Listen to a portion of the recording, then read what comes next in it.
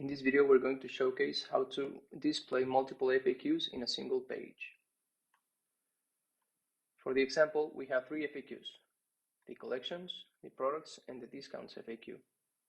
So first, we go to the theme customizer and add a block. We select the multitasking tabs component. And as for other designs, we can override colors and font.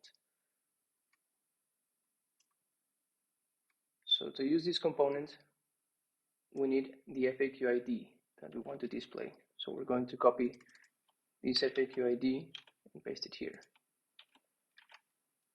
The same for the second FAQ, and again for the third.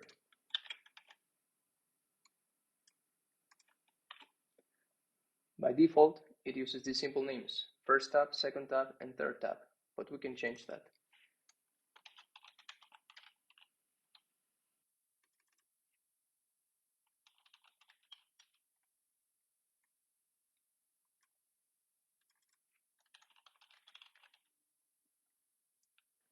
And so we have multiple FAQs in a single page shown with this component.